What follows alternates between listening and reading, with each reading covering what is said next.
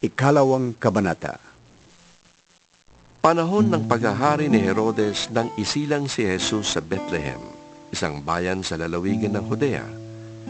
May ilang pantas noon na dumating sa Jerusalem mula sa silangan. Nagtanong-tanong sila, Nasaan ang ipinanganak na hari ng mga Hudyo? Nakita namin sa silangan ng kanyang tala, kaya't naparito kami upang siya'y sambahin. Nang mabalitaan ito ni Haring Herodes, ay naligalig siya. Gayon din ang buong Jerusalem. Kaya't tinipon niya ang lahat ng mga punong pari ng mga Hudyo at mga tagapagturo ng kautusan ng bayan at sila'y tinanong, Saan ba ipapanganak ang Mesiyas?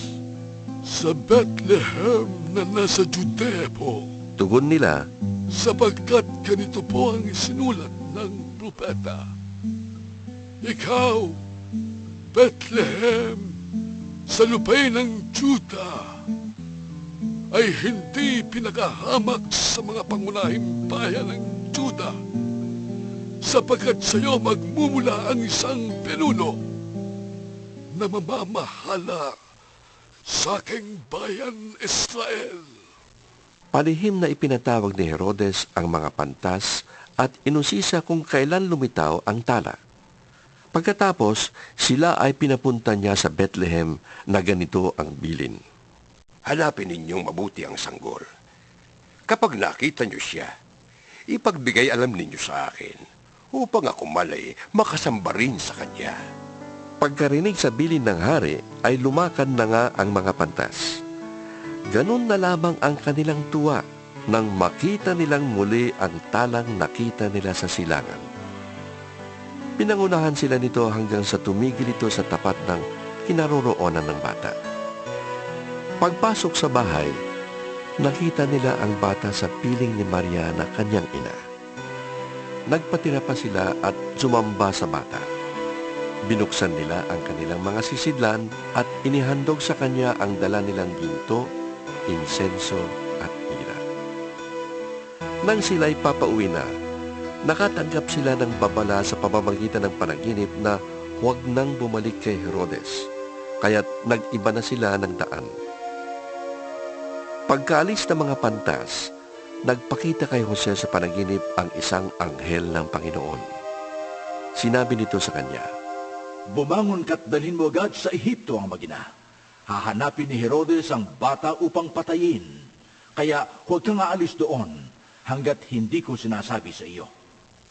Dali-daling bumangon si Jose at nang gabi ring yun, dinala niya sa Ehipto ang mag-ina. Doon sila nanirahan hanggang sa mamatay si Herodes. Sa gayon, natupad ang sinabi ng Panginoon sa pamamagitan ng propeta. Tinawag ko ang aking anak mula sa Ehipto. Galit na galit si Herodes nang malaman niyang nilinlang siya ng mga pantas. Kaya't ipinapatay niya ang lahat ng batang lalaki sa Bethlehem at sa palibot nito mula sa gulang na 2 taon pababa, batay sa panahong sinabi sa kanya ng mga pantas.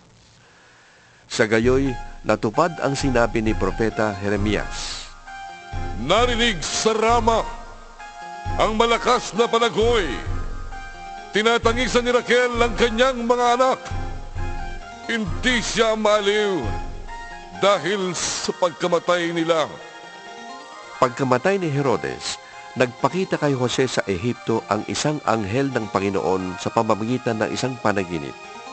Sinabi sa kanya ng anghel, Bumangon ka. Iuwi mo na sa Israel ang mag-ina, sapagkat patay na ang mga nagtatangka sa buhay ng bata. Kaya't bumangon si Jose at iniuwi sa Israel ang mag-ina. Ngunit nang mabalitaan niyang naghahari sa Judea si Arkelao na anak ni Herodes, natakot siyang pumunta roon. At dahil sinabihan siya sa panaginip, sa Galilea sila tumuloy at doon nanirahan sa bayan ng Nazaret. Sa gayon, natupad ang sinabi ng mga propeta tungkol sa Mesiyas. Siya'y tatawaging Nazareno.